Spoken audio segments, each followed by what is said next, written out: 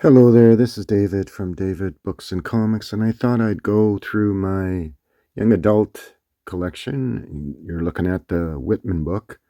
The artist there, of course, is Milton Caniff, and this is a Terry and a Pirate's adventure. And the cover is Caniff's cover art. It features April Kane and the Dragon Lady, one of the prominent characters in the book, in the newspaper strip. As you can see there, it says based on Milton Caniff's famous newspaper strip. And it features interior artwork. All of these feature interior artwork of the different characters who were featured in the strip. All right, and that's Caniff in his early incarnation. Anyway, you'll see more of Caniff in a little bit. So that's April Kane. And this is a facsimile just jacket of the beautiful artwork of Fred Harmon, who did the Red Ryder newspaper strip. And this is a Western, and they are Whitman, and this is a facsimile dust jacket. Beautiful artwork. I love the work of Fred Harmon. Here's another one. This one I've shown before. This is the superheroine, Invisible Scarlett O'Neil. And again, based on the newspaper strip created by Russ Stam, as you can see there. And it features, again, interior artwork by none other than Russ Stam. This story, this book, reads like basically an anthology of adventures. And there's your invisible Scarlett O'Neil just touching her wrist so she can disappear and become invisible. That's where she gets her powers. Okay. See, and these are the books. I mean, they're beautifully embossed with the artwork of Russ Stam on the end papers. So that's that. Here's another Whitman, and this is Blue Streak. This features the only superhero that they invented, a guy named Blue Streak. Not the Blue Streak of the comic books, but the Blue Streak that they created. Here's another one. This is a Captain Midnight, and there's Captain Midnight in all his glory. And this is Joyce of the Secret Squadron. And what do you see there? It's a photo cover of Joyce Ryan as she appears in the radio series. Okay. As if in radio they actually appear. But she was a radio actress on the radio series. And here's another. This is The Son of the Phantom, as by Lee Falk. I believe he wrote it. And show you that. And let's see. Yeah, the story is by a guy named Dale Robertson. And it's based on the newspaper strip by Lee Falk, Ray Moore. So it's one of the early, and this again is all artwork. It doesn't look like the work of Ray Moore. It actually looks like the work of his understudy. And yeah, Wilson McCoy was his name. All right, so that's that. This is a facsimile dust jacket. And there's also the Dick Tracy's. There's the Dick Tracy Ace Detective with interior art by Chester Gould and cover art, Chester Gould. And this is the other Dick Tracy. This is Dick Tracy Meets the Nightcrawler. Again, interior art, Chester Gould. And you can see through there. Tells the story. They're great readers for young adults. And even to this day, these are fairly safe to read for young adults. Nice find. There's the Chester Gould profile. All right. So those are those. These are the Whitmans. And Whitman also came out in later years with several series of novels, including Star Trek. And Star Trek is one of the most collectible of all Whitman books. And this is The Green Hornet. And it came out in this format, and I'll show you a picture of it. I'll show you a picture of it right there so you can see. It's one of the more collectible Whitman young adult books, because it is the first written adventure novelization of Star Trek. All right, so that's the Whitmans, and there's more that I'll show you. I'll pause it, and then we'll have a look at a bunch of other books. This publisher was also famous for young adult fiction, and this is two of them. This is Steve Canyon, again by Milton Caniff, interior art story, all by Milton Caniff, based on the newspaper strip, and the Hopalong Cassidy Adventures by Clarence E. Mulford, and quite a series of those, also published by a company called Grosset and Dunlap. They were famous for publishing young adult fiction. Most famous is for the Nancy Drew series, the Hardy Boys series, but these are the lesser known. But they also did, of course, the Lone Ranger series. And I'll show you those in a minute. But we'll look through the beautiful artwork of Milton Caniff. Look at the end papers. This is a highly collectible series. Beautiful artwork, as you can see there. All Milton Caniff. All right. What he's known for. A lot of good artists. Lee Elias, in particular, copied his style of artwork. Lee Elias, who drew the Black Cat. And this is the Hopalong Cassidy Adventures. There was a series of them. Shows you the Lone Ranger books. And these are the Hopalong Cassidy books that they published. So about a dozen, half a dozen. All right. They also did, of course, the Lone Ranger. You've seen my entire collection of that. This is number 16 of the Lone Ranger Code of the West. Beautiful cover featuring Tonto and the Lone Ranger. And this is the train story, Trouble on the Santa Fe. Beautiful cover art there. Train in the background with the Lone Ranger and Tonto in the background. And this is a hardcover first, which is on most eBay pages and all the other online book dealers is one of the more expensive ones because it's one of the last ones. The last two, number 17, 18, are the hardest and more expensive ones to find. This is another Grosset and Dunlap, a series that kind of ranks in the same level as the Hardy Boys and Nancy Drew. This is Tom Swift and his rocket ship. And these came out in hardcover dust jackets. They also were published way, way back in the 1920s, along with the Nancy Drews and the Hardy Boys. He was more like an inventor, adventurer type. In this one, he's more like a science fiction adventurer. And this is As by Victor Appleton II. Here's Tom Swift and his outpost in space. So those are two. And here's another Grosset and Dunlap series based on a TV show. This is Tom Corbett's Space Cadet. And this is another one that was quite popular in its day. All right, so I'll pause it and I'll show you a couple more other publishers that did young adult books.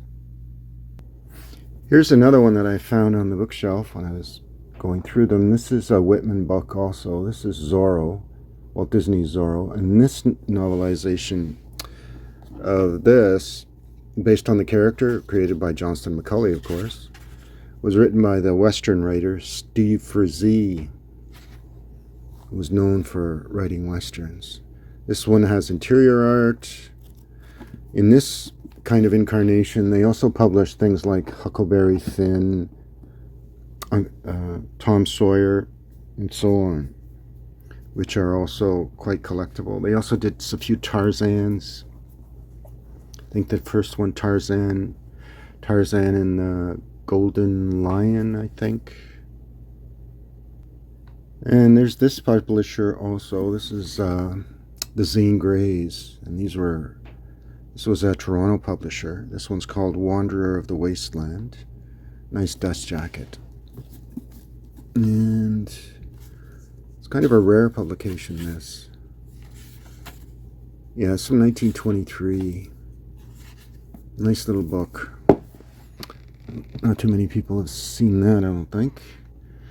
There's also here's another Zane Grey with the dust jacket. It's across it in Dunlap.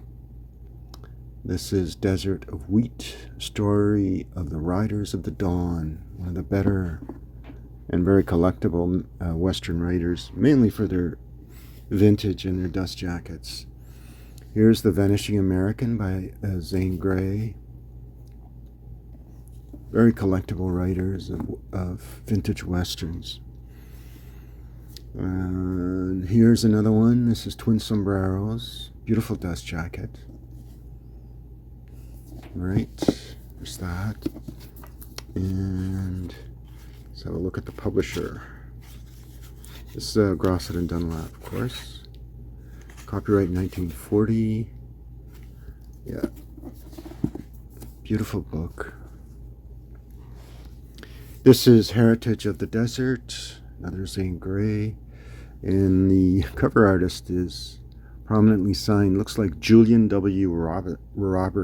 Robertson. All right, that's Heritage of the Desert.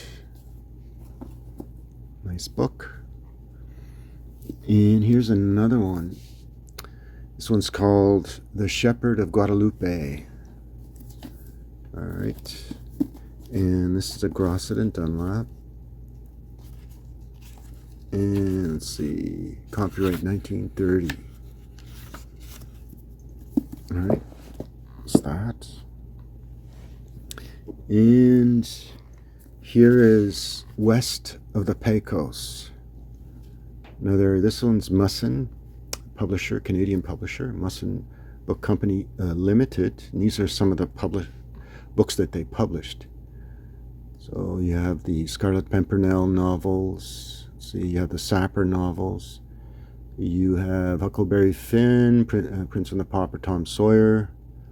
You have some Sidney Horler, some Seamark, Sea Adventures. Or, yep, I think so. And the Zane Greys. All right. So those are those beautiful dust jacket books. One of the competitors to the Grosset and Dunlap children's books was this guy. This Simon & Schuster did a few. This is the Sandy Steele Adventures. There's a dozen of those, as by Roger Barlow. And this guy is a company called Goldsmith, one of the major competitors to the Whitman books.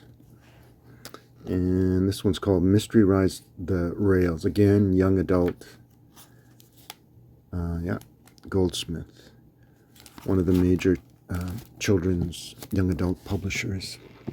You can look into that's what they look like. All right. So that's that one. And here's a kind of mystery novel.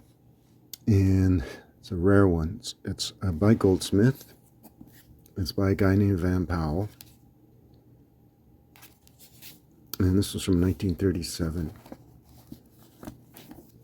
This one is actually a kind of science fiction. And I'll show you another science fiction one that's kind of rare. And nobody has it.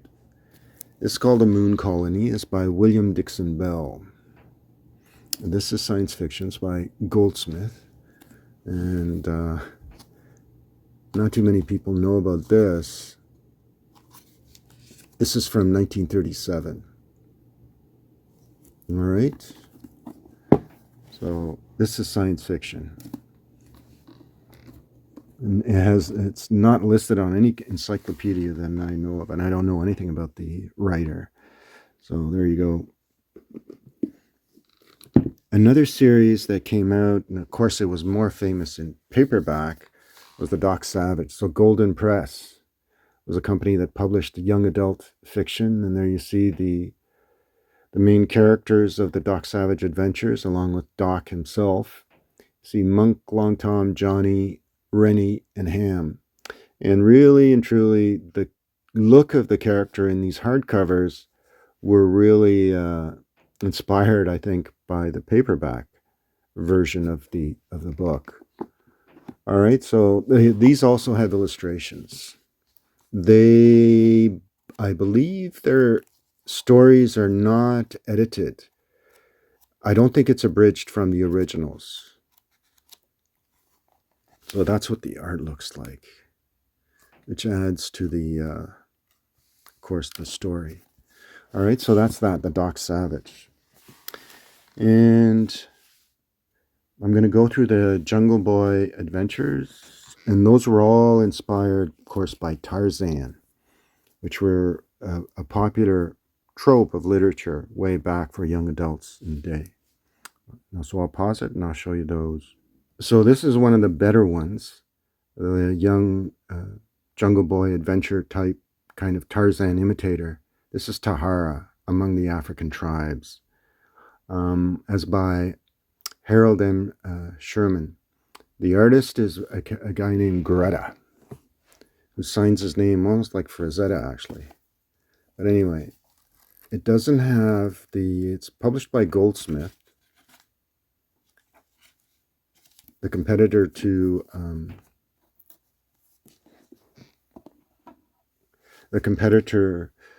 Grosset and Dunlap. But anyway, there's only a few in this series. And they're generic covers by and large. All right, so that's that. But one of the most popular of all the Jungle Boy adventures, of course, is this one. And this is Bomba. This is, I'm not going to put it in order. They came out in originally in these editions. And this is one of the early editions, if not one of the first. And this is by a company called Couples and Leon.